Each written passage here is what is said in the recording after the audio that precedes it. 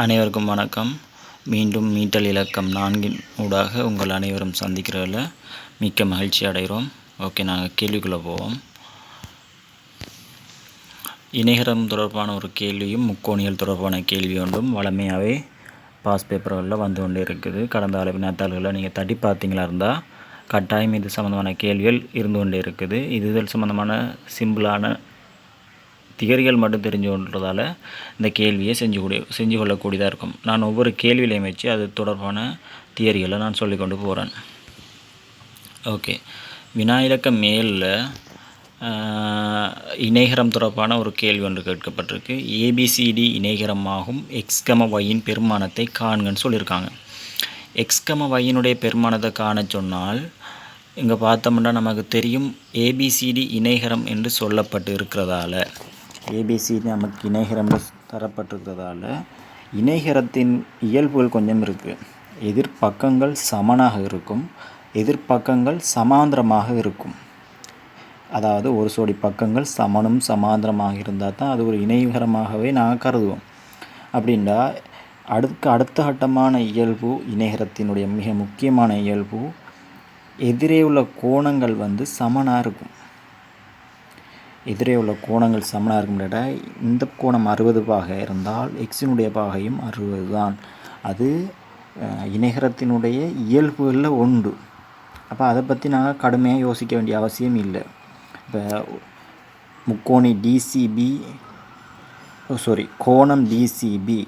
கோணம் டிசிபின்னு சொல்லப்படுற அந்த சி கோணமும் கோணம் டிஏபி சொல்லப்படுற ஏ கோணமும் ஒரு இணைகரத்தினுடைய எதிரே உள்ள கோணங்கள் என்பதால் நேரடியாக நாங்கள் சொல்லலாம் அதனுடைய கோணங்கள் 60 பாகை இருக்கும்.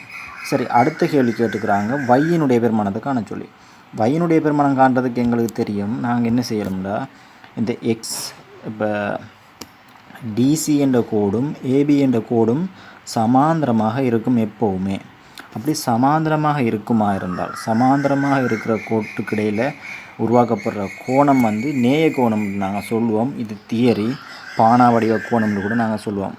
பானா வடிவ கோணம்னு சொல்லுவோம். பானா வடிவ கோணமே 180 பாகையாக இருக்க போகுது. 180 பாகை என்றால் அப்போ நாங்கள் எக்ஸினுடைய கோணம் நாங்கள் கண்டுட்டோம் 60 பாகை என்று. எக்ஸ்கம ஒயினுடைய கோணங்களோட கூட்டுத்தொகை 180 பாகையாக இருக்க போகுது. பானாவுடைய கோணத்தினுடைய கூட்டுத்தொகை 180. அப்போ 180 பாகை இருக்க போகுது. எக்ஸினுடைய கோணம் 60 இருந்தால் ஒயினுடைய கோணம் 120 பாகையாக இருக்க வேண்டும். ஓகே, நாங்கள் அடுத்த பாட்டுக்கு போவோம். முக்கோணி ஏபிசியில் முக்கோணியின் சம்பந்தமான கேள்விகள் கேட்கப்பட்டிருக்குது. ஓகே, முக்கோணி ஏபிசியில் ஏபிகம பிசி ஆகிய பக்கங்கள் நடுப்புள்ளிகள் முறையே ஈகம எஃப் என்று சொல்லியிருக்காங்க. அடுத்து சொல்லியிருக்காங்க ஏபிகம பிசி என்பன ஜியில் இடைவெட்டுகின்றன. அதுவும் சொல்லப்பட்டிருக்குது. மேலதிகமான தரவு ஒன்று தரப்பட்டிருக்கு. புள்ளி டி ஆனது நீட்டப்பட்ட பிஜி மீது அமைந்துள்ளது எனவும் பிஜி சமன் ஜிடி எனவும் கொண்டு ஜிகம ஏடியின் கேத்திர தொடர்பை எழுத சொல்லியிருக்காங்க. இப்போ நாங்கள் இந்த முக்கோணியில் பார்த்தோம்னா முக்கோணி ஏபிசியில் ஏபிகம பிசி ஆகிய பக்கங்கள் நடுப்புள்ளிகள் முறையே, அதாவது ஒரு 2 முக்கோணி ஏபிசியை கருதுனமாக இருந்தால் ஏபிசி பெரிய முக்கோணியை கருதுவமாக இருந்தால் அதில் தரப்பட்டிருக்கிறதுல ஜிஇ சமாந்தரம் ஏடி என்றால் முக்கோணியினுடைய தேற்றப்படி, அதாவது ஏபிடியினுடைய முக்கோணி நம்ம கருதுவமாக இருந்தால் நடுப்புள்ளி தேற்றப்படி ஏடி சமாந்தரம் ஜிஇன்னு சொல்லுவோம். என்றால் ஒரு முக்கோணியினுடைய நடுப்புள்ளிகள் இரண்டையும் ஏஇக்கு சமன் ஏஇ சமன் பிஇ என்ற புள்ளியினூடாகவும் அடுத்தது டிஜி சமன் ஜிபி என்ற நடுப்புள்ளியினூடாகவும் செல்றதால அந்த இஜியும் ஏடியும் சமனாக இருக்க போகுது. இது நடுப்புள்ளி தேற்றம் நேரடியாக சொல்லுவோம். அப்போ ஜிஇ சமன் அரை ஏடிக்கு சமனாக இருக்கும். ஒரு நடுப்புள்ளி தேற்றம் என்ன சொல்லுன்றால் ஒரு முக்கோணியினுடைய 2 பக்கங்களுக்கு நடுப்புள்ளியினூடாக செல்கின்ற கோடானது 3வது பக்கத்தின் மூன்றாவது பக்கத்திற்கு சமாந்தரமாகவும் அதனுடைய அரை மடங்காகவும் இருக்கும்னு சொல்லப்படுது. ஓகே, நாங்கள் அடுத்ததை பார்ப்போம். நடுப்புள்ளி தேற்றப்படி நாங்கள் ஏற்கனவே நிறுவிட்டம் ஏடி சமாந்திரம் இஜி நிறுவப்பட்டிருக்கு, ஏடி சமாந்திரம் ஜிசி நிறுவப்பட்டிருக்கு.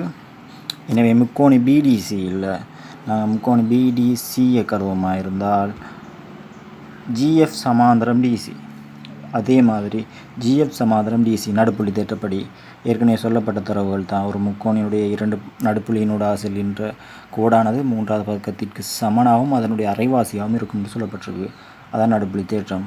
அப்போ நாங்கள் ஒரு முடிவுக்கு வர போகிறோம். ஏடிசிஜி இணைகரம் என்றதால் ஒரு சோடி பக்கம் சமனும் சமாந்தரமாக இருக்கின்றதால நாங்கள் ஒரு முடிவு கொண்டு வரோம். இது ஒரு இணைகரமாக இருக்க போகுது. ஓகே, அவங்க கேட்டிருந்தது ஏடிக்கும் சிஜிக்கு தொடர்பு தான் கேட்டிருந்தாங்க. நாங்கள் அது ஒரு இணைகரம்னு சொல்லி காட்டிட்டோம். ஓகே, அடுத்ததாக கேட்குறாங்க பிடிக்கம ஏசி என்பன பிஎல் இடைவெட்டுகின்றன, ஏபி சமன் பிசி என்பதற்கான காரணம் யாருன்னு கேட்டிருக்கான். இப்போ ஏடிசிஜி இணைகரம் என்று கண்டுபிடிக்கப்பட்டுச்சுண்டா ஏபி சமன் பிசி என்ற இணைகரத்தின் மூலைவிட்டம் இணைகரத்தை என்ன செய்யும், இரு சம கூறிடும். அடுத்தது பிபி சமன் 3/4 பிடி என காட்ட சொல்லியிருக்காங்க. இது நாங்கள் மூக்கினுடைய இயல்பினூடாக போவோம்.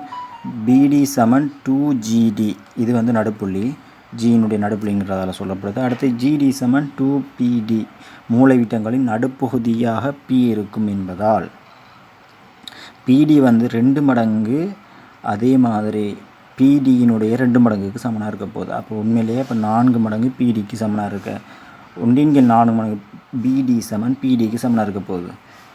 அதே மாதிரி பிபி சமன் 3 மடங்கு பிடிக்கு சமனாக இருக்க போகுது. எனவே நாங்கள் கடைசி முடிவுக்கு போவோம். பிபி சமன் 3/4 மடங்கு பிடிக்கு சமனாக இருக்கும். ஓகே, இதில் இரண்டு விஷயங்கள் தான் இதில் கருதப்பட்டிருக்கு. ஒன்று இணைகரத்தினுடைய இயல்பும் முக்கோணியினுடைய நடுப்புள்ளி தேற்றம் சம்பந்தமான 2 விஷயங்கள் தான் இதில் கருதப்பட்டு கதைக்கப்பட்டிருக்குது. நடுப்புள்ளி தேற்றம் தெரிஞ்சிருந்தால் மட்டும் இந்த கேள்வியில் செய்கிறதுக்கு போதுமாக இருக்கும். முக்கோணியுடைய இயல்புகள், இணைகரத்தினுடைய இயல்புகள், இணைகரம் சம்பந்தமான தேற்றங்கள், முக்கோணியல் சம்பந்தமான தேற்றங்கள் மட்டும் தெரிஞ்சிருந்தால் இந்த கேள்வியில் ஒவ்வொரு வருஷமும் வந்துட்டுருக்கிறதால செய்து கொண்டு போகலாம். ஓகே, அடுத்த மீட்டல் வினாவோட சந்திக்கிறதுல அடுத்த மீட்டல் வினாக்களில் இதே மாதிரியான கேள்விகள் உங்களோட கதைக்க வேண்டிய சந்தர்ப்பம் கிடைச்சால் மேலதிகமான தகவல் சொல்கிறோம்.